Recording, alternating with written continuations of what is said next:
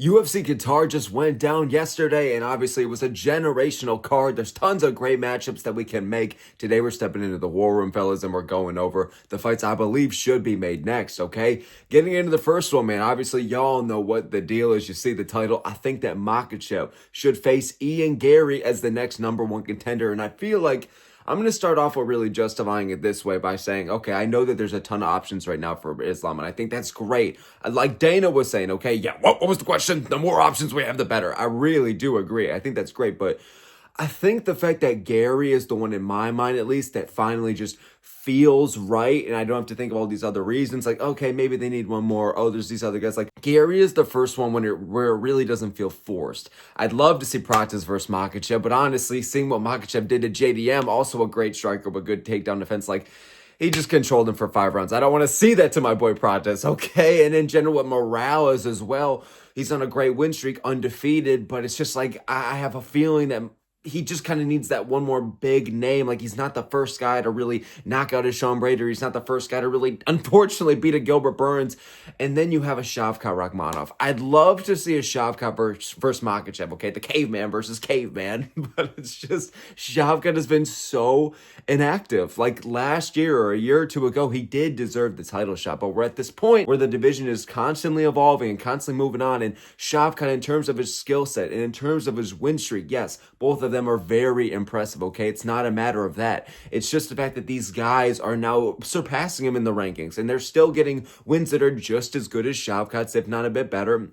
Hard to say because Shavkat is undefeated and he did just beat Ian Garry, so I totally get it, but it's the inactivity that's all it boils down to. We need to give somebody to Makhachev who truly has been getting the hell after it, okay? And with Kamaru Usman, man, Usman just is another one where it's like, okay, not necessarily inactivity, but it kind of is inactivity, man, okay? He's got one win in the past, like, 4 of his fights, and don't get me wrong, yeah, it was close with Chimaev and all the other shit, but, like, the Leon Edwards losses are not aging well, and Usman, I like, he truly is relying on just the legacy he has as a whole, and not the actual more recent wins to actually justify the title shot. Like, Buckley's a good win, but that's it, brother. Like, it's not enough to really get me hyped up for this one, okay? Especially since Usman's damn near 40 years old. I think Ian Garry, man, when you look at his win streak, beating Belal Muhammad, the former champion, okay? And Belal Muhammad wasn't able to take him down not even once. Even JDM, for as good of a win as he had over him, wasn't able to say that. He just beat Carlos Prates in April,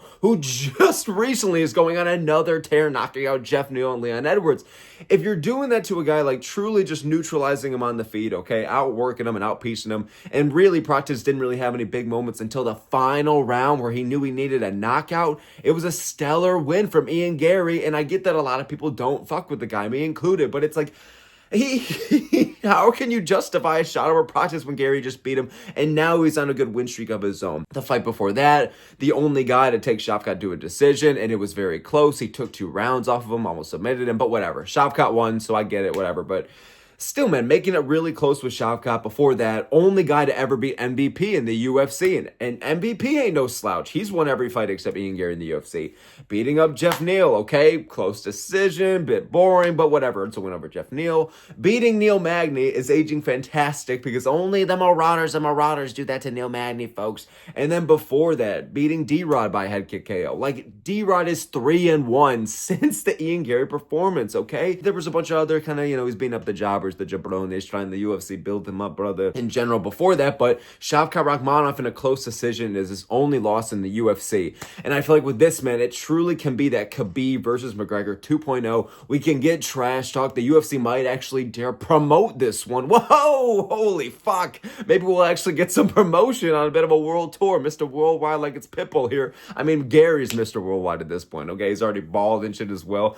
The only thing is, like, literally, he's going to Georgia, he's going to Brazil, he wants to go to Spain. Like, just, Jesus, man, chill the fuck out. But wait, can I get a ticket, please? Hello? I'm sick of the U.S. right now. But in general, I think that Garry's streak versus Morales, Prates, Usman, and Shavkat's, I would rate Garry's above it. I'm just going to be honest. I know we don't like him, but I feel like he's at this point where it is a bit of that Khabib versus McGregor-esque. I don't think it's going to be as big, or it's not going to be, as much of a hatred, but it's still, there are going to be that comparisons, man. And obviously, Islam is the protege Khabib, and Garry is the protege McGregor. But instead of, like, McGregor throwing a dolly through the bus. It's going to be Garry throwing his son through the window. How'd he get over there? Come back here, boy. Like, that's what Gary's going to be doing, okay, with his son ending up on every fight camp. But in general, man, I would rate Garry's streak higher than a lot of these other guys. I'm sorry. And now he's going to have the actual number 1 or number 2 next to him in the rankings. There's going to be trash talk. It has a big fight feel, and it doesn't feel forced where I feel as Prates, Morales, Usman, Shavkat, they just feel forced, okay? So,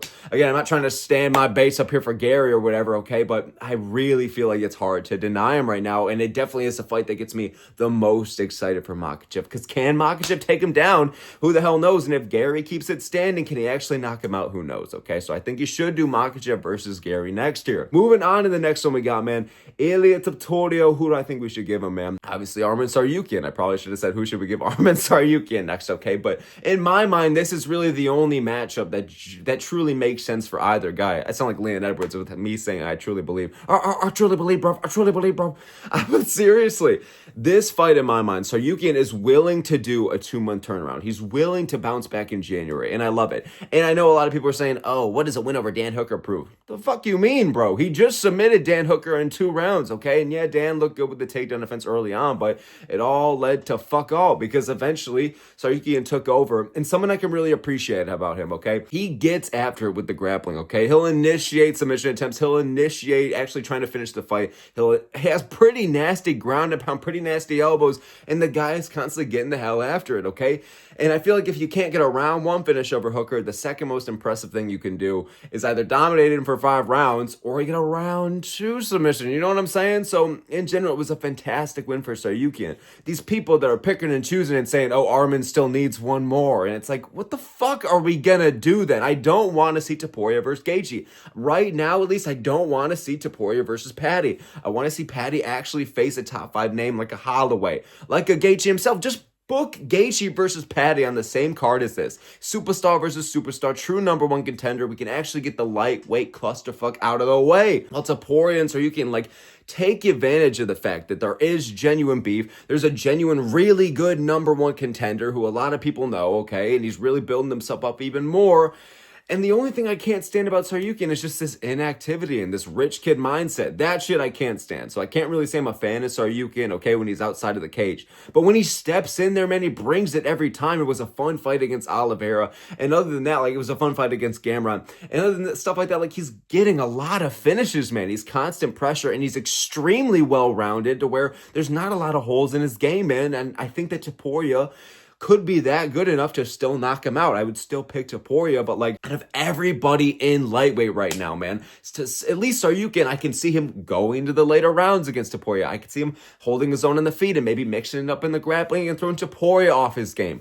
But we just have to see it, man, okay? All this fucking around at lightweight where nobody wants to fight each other. Take advantage of Tsarukyan wanting to bounce back from right here 2 months later into January. And I know there were some talks that he's still dealing with a back injury, so that might be a whole clusterfuck. Who knows if Tsarukyan pulls out once again? The UFC's going to cut him at that point, but that's just assuming worst case scenario. I think the first Paramount pay-per-view, late January, makes perfect sense. Topuria versus Tsarukyan. I don't think there's other good enough options for Topuria right now. The rest of them, like I was saying about the welterweight division, just seem a little bit forced, even though it does make sense on paper, whatever. Justin Gaethje's a legend, and Paddy Pimblett's a superstar.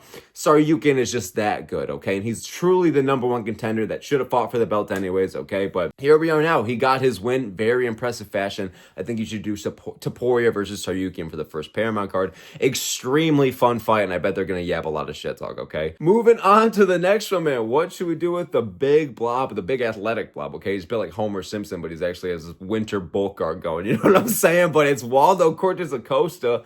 I think you should give him Alexander Volkov, man, okay? Cortes-Acosta, what the Pavlovich performance really proved to me is that, okay, he can make it close against a guy like Pavlovich. I believe he took the 2nd or the 3rd round. I might be botching that, whatever, but he wasn't good enough to just beat him on the night. And it seems like everybody else outside of the top 5, Cortes-Acosta is just beating them the fuck up, okay? He's beating them up to a decision or getting an efficient as hell knockout, okay? 2 of them back-to-back in the same month. I know heavyweight is kind of a joke right now, but dude, that is no joke. How good Cortes-Acosta is. I've always said, I really have, that I never understood the hate. I know a lot of people are shitting on this guy early in the year, like, oh, this is supposed to be the next big prospect for Tom Aspinall. I get it. I really, really do, okay? It's hard to get excited for when you look at Cortes-Acosta, right? And he looks like he's just Kirby, and he just eats everybody to absorb their abilities. And then going against people like Gane or Aspinall or even Pavlovich, like, I totally get it, but, like, he really is that good, and the activity, dude, is just something that I really have to respect. Like, I'm still going to stand with Aspinall. I still love Aspinall, okay? I know everybody's shitting on him right now, but really, this guy, Cortes-Acosta, is making a good argument to where he's slowly becoming my favorite heavyweight, all right? Maybe not past the time yet, but regardless, I love the activity. I love that this guy is constantly just bringing it, man, okay? And he's getting pretty legitimate wins to the point to where I feel like, yes, he did just lose to Pavlovich, but in general, he's barely tasted defeat in the UFC. I believe only De Lima and Pavlovich are the only two to beat him ever. And other than that, he's racked up some pretty solid wins. He beat Reveles de Spain. He beat Sergey Spivak. And in general, I think Alexander Volkov makes sense.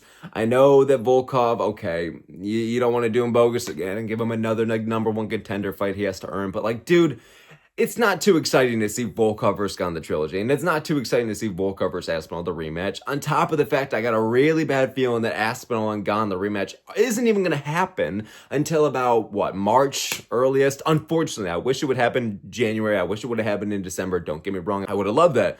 But it's just looking like the UFC is just squeezing that out. They don't want to overstack every pay-per-view with too many title fights, so it just seems like we're going to have to wait till the early spring for that fight anyways.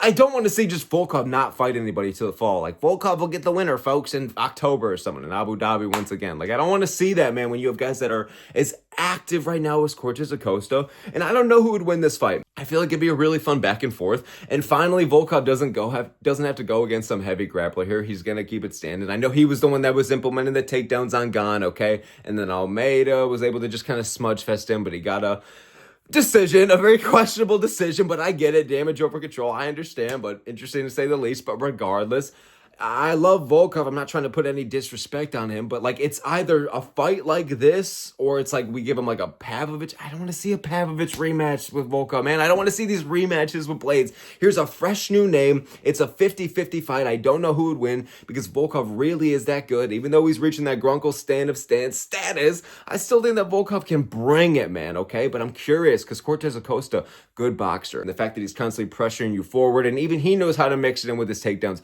The guy is a good striker, and he's able to mix up in his own right to where I'm curious because Volkov's a good striker who can mix it up in his own right. He's improved consistently and constantly since the very first Cyril Gane fight, okay? So I would love to see this fight step down for Volkov, but it makes sense, and step up for Cortes-Acosta. That makes sense, okay? Maybe a Curtis Blades fight as well, Cortes-Acosta versus Blades. I'd actually love to see that, but in my mind, this kind of reeks of that number one contender vibe where you can kind of get behind both guys, and it's very unpredictable, okay? I feel like it'd be a good scrap, all right? Moving on to the next one we got, man. What should we do with the hands of Canelo Belal Muhammad here? I think you should give him Kamaru Usman, okay? I actually wasn't going to make this matchup at first. I'm like, okay, we should give Muhammad someone like a Morales or Prates, and Usman someone like a Morales or Prates, but like, on the off chance that the UFC, please don't give Usman the title shot, okay? Can we just see this beef? I want to see the podcast released. I want to see the shit talking back and forth, and the actual fight, I feel like would be really fun.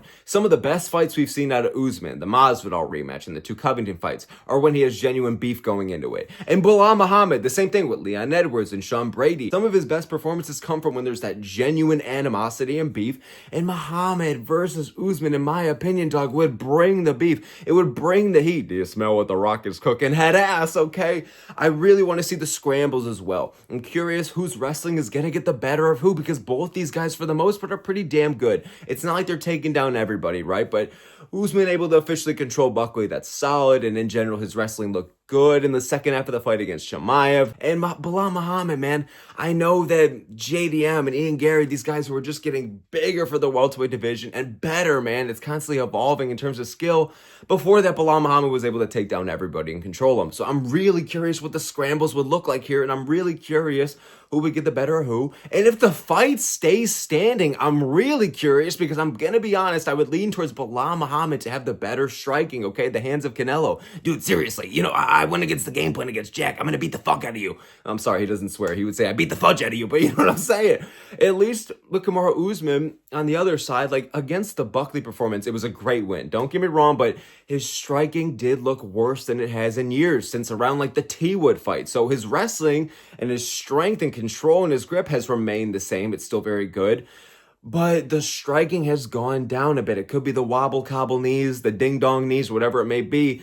But for Usman, the skill set really is that good to where, okay, if he can mix in the wrestling, maybe get a win here. But if it keeps it standing, Belal Muhammad really could piece him up. I would rate Belal Muhammad to have the better striking, the better pressure on the feet, the better volume, not the harder hitting shots. That's the problem, man, okay? That's the difference between him and Canelo here, regardless. Well, maybe not. From what I do know about Canelo, I hear he goes to the decision a lot. I don't watch boxing too damn much. I mean, it's not like a casual, folks, but in general, I want to see Belal Muhammad's striking advantage here versus if Usman can actually make a wrestling advantage here on top of the fact that I want to see the podcast get released. I want to see the shit talking back and forth. And this is a guy, 2 former champions, but I get that they're both unks. I really do understand if you want to feed these guys to like the young upcoming prospects. Usman just beat one himself, so I understand it, but I want to see the beef, former champ versus former champ here, okay? You could put it on a really big pay-per-view slot, all right?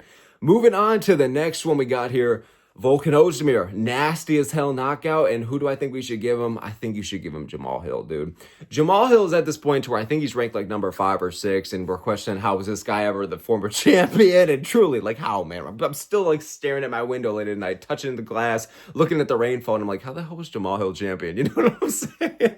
And really, though, Volkan Oezdemir is a level of opponent. It's a step down compared to like Yuri Prohajka and Alex Pereira, to where, okay, I really feel like, and even like a Khalil Roundtree, all right? Khalil Roundtree beat the fuck out of him, but Khalil's pretty damn good, okay? My point with that is Khalil's a good win. It's no shame for Jamal Hill, these losses he's taking, but if he's losing to a step down in Oezdemir, like imagine Oezdemir just knocks him out in a round, it might be time to hang it up, my boy. We might have to give him an Alonzo Metafield after that. You know what I'm saying? But I think with Oezdemir, man, he just knocked out Johnny Walker, and I believe he, came up short against Carlos Ober, but now he bounced back with this win right here. So there's kind of a consistent trend in Ozdemir's career where, okay, he'll lose to the Cormets of the world, and he'll lose to like that top 5 level, all right? But when he's facing everybody from like that top 10 onwards, man, he's knocking him the hell out, or he's beating him some kind of decision, and Oezdemir is underrated as hell. I get that he's a bit inactive. I get that he ain't a loudmouth, and I get that he is kind of on the tail end of his career, okay? But I feel like it's a step down for Jamal Hill to where let's find out how good Jamal Hill really is against a realistic level of competition here. Not that the other opponents weren't realistic. Like, he did touch the belt. You can't exactly face jabronis after you're a former champion. You kind of have to go through the death row because you're going down from like the champion to 1 to 3 to 5. So that's just the nature of the beast, unfortunately, man. But for Jamal Hill, I'm really excited to see if he can get the better Oezdemir on the feet, man. I feel like there'd be no grappling in this fight. It would just be a striker versus striker. They both hit hard, but I want to see, man, can Oezdemir find the chin of Jamal Hill, man? And for Jamal Hill, I know we're all saying, okay, he's been low output. He's been flat-footed. How'd this guy ever touch the belt? But really, man, he is, in terms of his pure boxing, he is good. He is powerful, but I want to see that if he can kind of save his career here. I want to see if he can get his own little redemption arc going, okay? I'm not sure what's going to happen to him if he loses a fight like this, but I think Oezdemir does deserve this kind of step up, okay? Because Oezdemir, I think he's ranked like number 9, number 8, something like that. Jamal Hill's ranked number 5 or 6, so in terms of the rankings and in terms of the timeline, it makes sense. Jamal Hill, he wants to face like Azamat Murzakanov. My brother, what are you doing, bro? I don't know if that's a good idea, man, all right? We got to snap this motherfucker out of it, okay? Like it's Eminem, like snap back to reality, you know what I'm saying? In general, though, I really like this fight, striker versus striker. You could do it in the early spring or the early summer, okay? And I feel like it makes sense for either a fight night, co-main event, fight night, main event, something like that, or like a pay-per-view main card opener, pay-per-view feature prelim, something like that, okay? But I love the scrap, and I feel like an NB is some kind of knockout. I want to see if Oezdemir can hang at a higher level and if Jamal Hill can maintain his spot, all right? Moving on to the next one we got here, man, Alexandre Topuria. There's a lot of options we can give him, okay? I rate Almakan solidly. I picked Topuria to beat him, but I still think there's a reason why the betting odds were so close. Almakan is no joke, and I get that some of the judges and some people in general had it like 30-27, but I don't think so, man. I think the first round could go to Almakan. And in general, though, like it was kind of a back and forth, but it was a great win from Topuria, man. I don't think he's going to be on the level of his brother, but he really is legit as fuck, man, okay? 7-0, I believe, all right? And it's just his pure striking is so good, and we know that he's able to mix it up. So I'm very curious what they do with this guy next. I think that we can give him 1 or 2 more fights, maybe even I dare say 3, because he is still only 7-0, right? Maybe just a couple of more fights before we get him to a ranked level. So who are we looking at kind of like the upper echelon of people lingering outside the rankings? Immediately, the first name that came to mind is Raoni Barcelos, but I think Raoni Barcelos deserves a ranked opponent. And then I thought, okay, you could do a Ricky Simone, but Simone, I believe, just lost 2 in a row or 1 in a row. I want to give him somebody off of a win. I thought Gene Matsumoto could be a fun scrap. You know what I mean? Matsumoto is really well-rounded. But ultimately, I decided with Charles Jourdain, man. Charles Jourdain, man, this guy brings it every time, okay? He's bringing banger after banger, and I know bangers. And I really like the sound of this fight, man. I want to see if Jourdain can get some kind of crafty submission over Topuria. And Jourdain is very high pressure, high output on the feet. I feel like this will be an absolute dog fight, but Jordan can get chinned as fuck. Jordan can get chinned, man. Okay, I want to see if Topuria can actually get a finish in the UFC, because I feel like this is going to be a high-paced dog fight in all regards, in the scrambles, on the feet, whatever, man. I feel like Jourdain could submit or knock out Topuria, maybe. I feel like Topuria could do the same thing to Jourdain. Obviously, Topuria would be a big favorite, but I feel like it's a step up in competition. Jourdain is coming off a back-to-back pretty good wins, okay? And Jourdain, I'm sorry I'm getting distracted here. Jourdain, bro, why do you look like Peppermint Larry from Flapjack Gone Wrong, bro? Why are you built like the guy that would give me my first tattoo and I don't like it, bro? Jesus, I'm sorry I'm cooking him, bro. But anyway, he looks like a fucking pea shooter from Plants vs. Zombies, but he's got that big-ass head and no neck. I'm sorry. Okay. Charles Jourdain, though, man, this guy loves to scrap, solidly well-rounded, and I would love to see this opportunity here for him, okay? Because Topuria, obviously, with the Topuria last name, okay? And obviously the fact that he's 2-0 in the UFC, this guy could generate himself into a superstar lingering outside the rankings as of right now. I feel like it's still a step up in competition to where maybe after that we give him a Barcelos and then a ranked opponent. But as of right now, I think that a Charles Jourdain versus Topuria matchup sounds like music to my motherfucking ears, okay? And moving on to the last one we got here, man, I actually don't have too much to say about this one. It's simple and it's sweet. What should we do with Almabayev coming off a good win? He was facing a bit of adversity at times, but he got a crafty round 3 ghillie choke.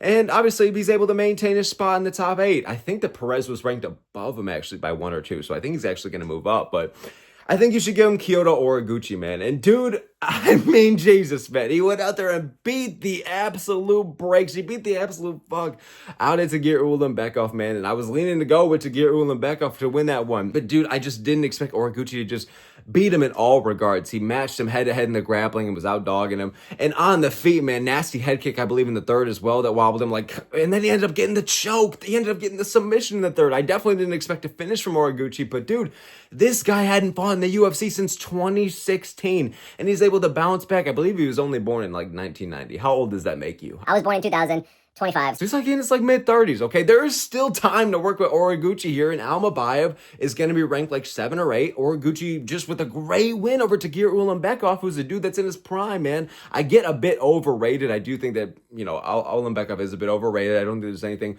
crazy in his game, and he does go to a lot of dull decisions, very close decisions that don't really need to be, but Oraguchi, man, went out there and just met him in all regards, showing how well-rounded he is, fast and powerful he is, and his finishing ability is there, man. He was 7-1 in the UFC prior to this, from, again, a decade ago, only lost to Demetrius Johnson. He's finally back here, man. Still kind of lingering, at the tail end of his prime, one for all. He's, holding on to, the flames, but it's, barely holding on before it dwindles away. That's what Oraguchi's holding on to, his prime, but it's still there. It's still there. And I would love to see this matchup, man. Almabayev is another guy I get he got kind of bitched around by Kopp, and Kopp won that one. But Almabayev, for the most part, man, it really is hard to beat him. I know he can face a lot of adversity at times, but, the guy is still very well-rounded. Ends up getting a lot of wins. And I would like to see the whole Japan wrestling versus Kagastani style here, bro, okay? I feel like it'd be a sick-as-fuck matchup. And I actually don't know who would win this one. I would actually lean with Oraguchi, but I feel like this would be an absolute dogfight. And Oraguchi, man, he's got a great story. The fact that he's in his mid-30s and he's able to bounce back into the UFC in such dominant fashion. He dominated him, dog. So it was a great win for him, great performance. It was a great way to open up the main card. And I think he should be rewarded by facing an Ezo Almabayev ranked 2, 3, 4 spots above him in the rankings, because Ulanbekov was ranked 11. That's probably where Oraguchi's about to be. And these guys fought in the same card. They fought in the same card, so there's a really similar timeline, so you could book them around the same card around the early spring, early summer, something like that. So actually, let's do the spring, okay? We don't need to wait 6 or 7 months for these guys. I want to see this scrap. I feel like it'd be fun. Very well-rounded fighters here, man. I think you should book it for the springtime, all right? That's going to be it for this video, boys. Thank you so very much, as usual, for giving me your time and attention. As always, guys, I really, really appreciate it. And let me know which matchups you would make next in the comments below. Play a little bit of the matchmaker. Go to the war room in the comments below. All the smoke here. Appreciate you guys. Have a good one.